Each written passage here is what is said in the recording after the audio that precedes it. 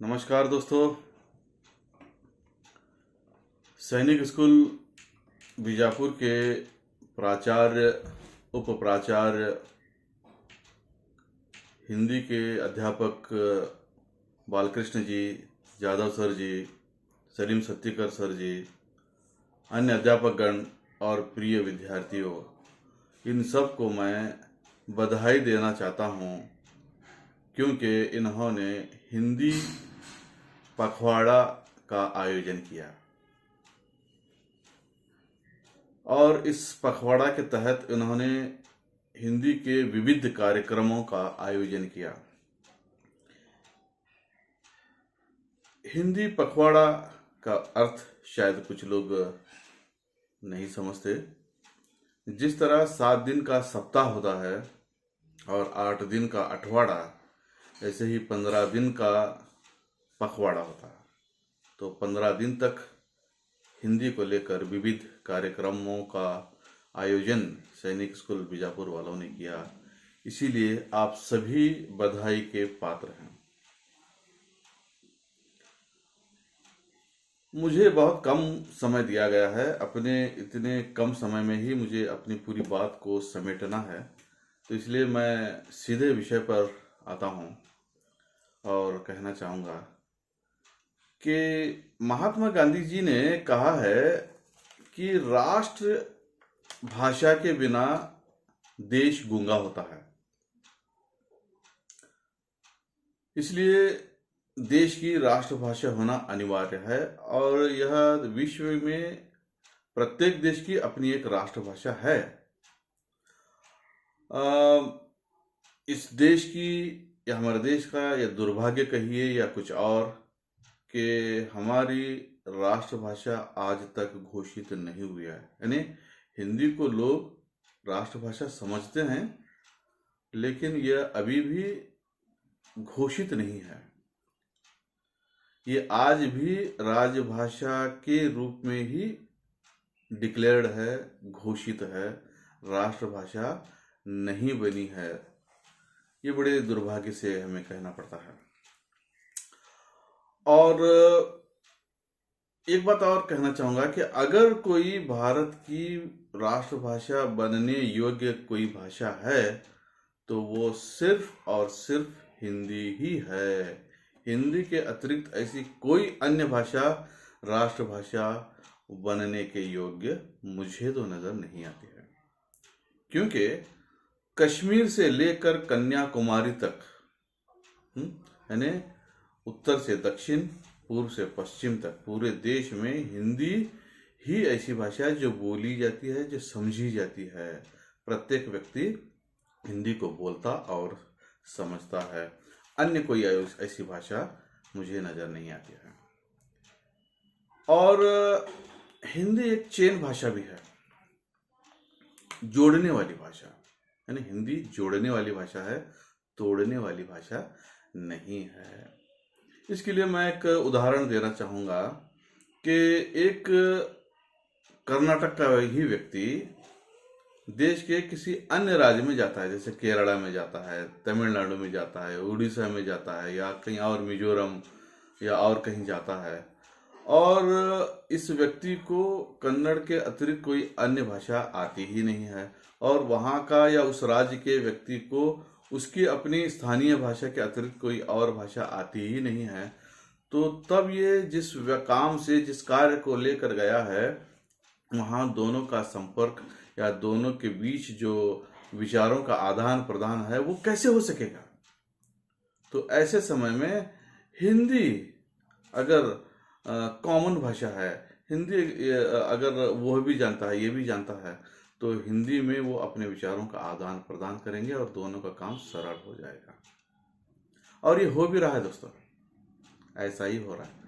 तो इसलिए हिंदी राष्ट्रभाषा बनने योग्य भाषा मात्र हिंदी ही है। एक और बात मैं कहना चाहूंगा कि पूरा विश्व आज हिंदी सीखने में लगा हुआ है, हिंदी पढ़ने में लगा हुआ है, हिंदी को जानने में लगा हुआ है। America, England, Holland Australia, German, China आदि आदि देश हिंदी को सीख रहे हैं। वो अपनी अपनी यूनिवर्सिटीज में हिंदी को पढ़ने और पढ़ाने का काम कर रहे हैं। शायद आप सोच रहे होंगे कि हिंदी को अमेरिका में पढ़ने की क्या ज़रूरत है, चाइना में पढ़ने की क्या ज़रूरत है, ऑस्ट्रेलिया वालों को, हॉलैंड वालों को, जर्मन वालों को सीखने की ऐसी क्या आवश्यकता आ पड़ी जो वो हिंदी सीख रहे हैं। एक प्रश्न उठना स्वाभाविक है। तो इसके कई कारण हैं दोस्तों, मैं कारण बताऊंगा, लेकिन उससे पहले चाहे कारण कुछ भी रहा हो, लेकिन वो हिंदी सीख रहे हैं, ये बहुत बड़ी बात है। ये हमारे लिए बड़ी खुशखबरी वाली बात है। और दूसरी महत्वपूर्ण बात यह है कि आज हिंदी जो है विश्व में दूसरे नंबर पर अधिक बोली जाने वाली भाषा बन गई है। पिछले हफ्ते ही न्यूज़ में ये चीज़ आई थी। दूसरे नंबर पर, अमेरिका में भी दूसरे नंबर पर बोली जाने वाली यह भाषा बन चुकी है। शायद इसीलिए अमेरिका में या इंग्लैंड में वहाँ पर हम देखते हैं कि हिंदी साहित्य की जो प्रख्यात फेमस जो कृतियाँ हैं उनका अपनी स्थानीय भाषा में अनुवाद हो रहा है और वो उसे पढ़ रहे हैं। जैसे कि जयशंकर प्रसाद की कामायनी है, कामायनी का वो अपनी भाषा में अनुवाद करके पढ़ रहे हैं। तुलसीदास का रामचरितमानस, इसका अनुवाद देश की अन्य भाषाओं में हो रहा है और वो पढ़ रहे हैं, उसे सीख रहे हैं। कारण की बात आप जानना चाह रहे थे कि हिंदी वो क्यों सीख रहे हैं, विश्व के लोग हिंदी सीखने में क्यों लगे हुए हैं। तो इसकी सबसे बड़ी वजह यह है कि आज विश्व जो है वो एक बाजारीकरण बना हुआ है, ग्लोबलाइजेशन का दौर है। तो बाजारीकरण मतलब व्यापार, पूरा विश्व भारत को एक बहुत बड़ा बाजार समझता है कि अपनी चीज़ों को, अपने व्यवसाय को, अपने रोजगार को बढ़ाने का एक बड़ा व्यापार, बड़ा बाजार हिंदुस्तान को समझता है। और बाजार में कौन सी भाषा चलती है दोस्तों? बाजार में भाषा चलती है वहाँ की स्थानीय भाषा, और भारत की स्थानीय भाषा हिंदी है। तो वो अपना व्यापार चलाने के लिए हिंदी भाषा सीखना उनके लिए अनिवार्य हो गया है। इसलिए वो हिंदी से प्रेम कितना करते हैं नहीं करते हैं ये दूसरी बात है, लेकिन ये अपने मकसद के लिए हिंदी को सीख रहे हैं। और दूसरी बात मैं कहना चाहूँगा कि आज सिर्फ ये एक ही कारण नहीं है। आज हिंदी जो है, इंटरनेट में आप देखिए हिंदी चारों ओर है। हिंदी में ई कॉमर्स है, हिंदी में ई बुक्स आ रहे हैं, हिंदी में SMS हो रहे हैं, हिंदी में वेबसाइट है, हिंदी की ई पत्रिकाएं चल रही हैं। दोस्तों, हिंदी की ई पत्रिकाओं में मेरे खुद कई आर्टिकल प्रकाशित हो चुके हैं।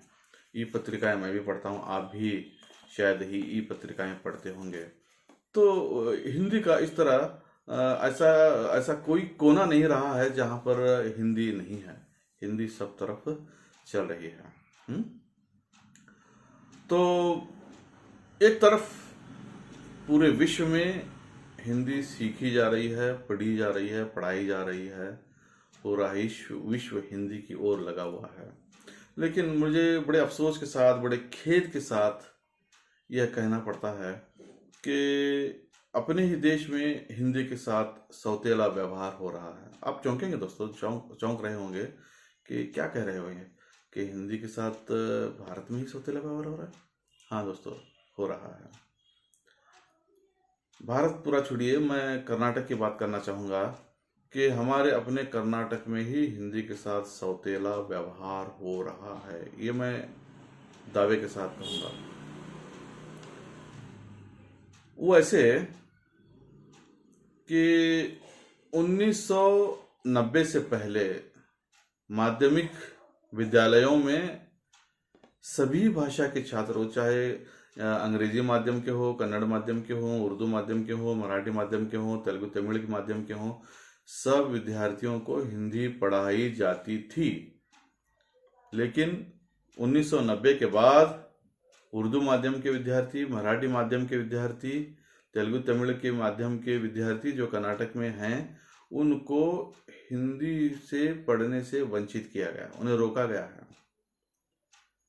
यानी त्रिभाषा सूत्र लगाकर के कोई 3 भाषा ही पढ़ सकते हैं, ये सूत्र के आधार पर इन्हें हिंदी पढ़ने से रोका गया है। तब से 19 यानी लगभग 30 साल पूरे हो रहे हैं कि 30 साल से ये उर्दू माध्यम के विद्यार्थी, मराठी माध्यम के विद्यार्थी, तेलुगु तमिल के माध्यम के विद्यार्थियों को हिंदी पढ़ने से रोका जा रहा है। एक तरफ हमारा देश यह दावा करता है कि दक्षिण भारत में हिंदी का प्रचार प्रसार हो रहा है, हिंदी का विकास के लिए प्रयास किए जा रहे हैं। मेरी समझ में नहीं आता है कि विद्यार्थियों को हिंदी पढ़ने से रोककर ये कैसा प्रचार है। तो दोस्तों, ये प्रचार नहीं है, ये इसके विरुद्ध वाली बात है। हिंदी को हाँ त्रिभाषा सूत्र लगाया गया है ना, तो त्रिभाषा सूत्र के तहत रोक रहे हैं। तो 1990 से पहले के जो विद्यार्थी पढ़ते थे, त्रिभाषा सूत्र है, हमारा अपना देश है, इसमें कुछ लचक भी है, इसमें कुछ मॉडिफिकेशन किया जा सकता है कि जिस प्रकार 1990 के पहले के विद्यार्थियों की जितनी एसएलसी हुई है वो सब हिंदी पढ़े हैं, तो वैसा कानून लाकर एक बार फिर से देश के या कर्नाटक के सभी विद्यार्थी हिंदी पढ़ सकें, ऐसा प्रयास करना चाहिए। सरकार को इस पर ध्यान देना चाहिए। इससे हम हिंदी पढ़ने से वंचित हो रहे हैं बहुत सारे विद्यार्थी, ये हमें ध्यान देना, देश के सरकार को, व्यवस्था को इस पर ध्यान देना ज़रूरी है। एक बात और मैं कहना चाहूँगा मित्रों कि एक समाज में एक धारणा बनी हुई है लोगों में कि इंग्लिश बहुत ज़रूरी है, हिंदी पढ़कर क्या करेंगे, इंग्लिश अगर नहीं सीखेंगे तो उसका विकास नहीं होगा, सर्वांगीण विकास नहीं होगा। ये बात मैं भी मानता हूँ दोस्तों कि इंग्लिश एक ऐसी कड़ी है कि ऐसी खिड़की है जहाँ से, उस खिड़की से पूरे विश्व को देखा जा सकता है। इंग्लिश के ज़रिए हमारा विकास होता है, ये बिल्कुल सही है, लेकिन इसका ये कतई मतलब नहीं है कि आप हिंदी को छोड़ दीजिए या अपनी मातृभाषाओं को छोड़ दीजिए। नहीं, इंग्लिश सीखें, ज़रूर सीखें।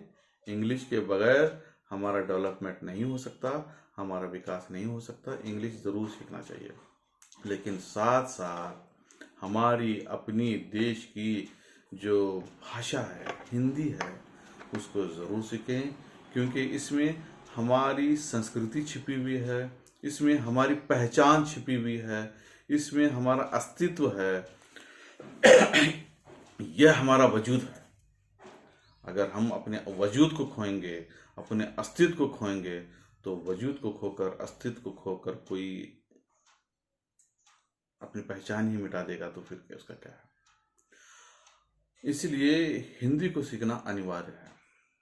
और साथ साथ हमारी मातृभाषाएं, वो चाहे उर्दू हो, कन्नड़ हो, मराठी हो, तेलुगु तमिल हो, देश की कोई भी मातृभाषा जो है वह भी ज़रूर सीखें। मातृभाषा को सीखे बगैर, जिसकी मातृभाषा अच्छी नहीं है उसकी दुनिया की कोई भी भाषा अच्छी हो नहीं सकती। मातृभाषा ज़रूर सीखें, मातृभाषा सीखें, हिंदी भाषा सीखें और अंग्रेजी भी ज़रूर सीखें। तो मैं एक बार फिर भारत सरकार से और कर्नाटक सरकार से यह अनुरोध करता हूँ कि वो हिंदी के लिए, हिंदी के विकास के लिए ज़रूर सच्चे अर्थों में उसके विकास की ओर ध्यान दें। और प्रचार प्रसार, हिंदी का दक्षिण भारत में प्रचार प्रसार की जो बात करते हैं वो वास्तविक रूप में कितना हो रहा है उस पर ध्यान दें। ये मेरा अनुरोध है, मेरी रिक्वेस्ट है। मेरे दिल की गहराइयों से मैं हिंदी से प्रेम करता हूँ और सब भारतवासियों को प्रेम करने के लिए कहूँगा, भारत सरकार से भी कहूँगा। एक शेर कहकर मैं अपनी बात को यहाँ पर विराम चिन्ह लगाना चाहता हूँ कि दिल के फपोले जल उठे सीने के दाग से, दिल के फपोले जल उठे सीने के दाग से, घर को आग लगी घर के चिराग से।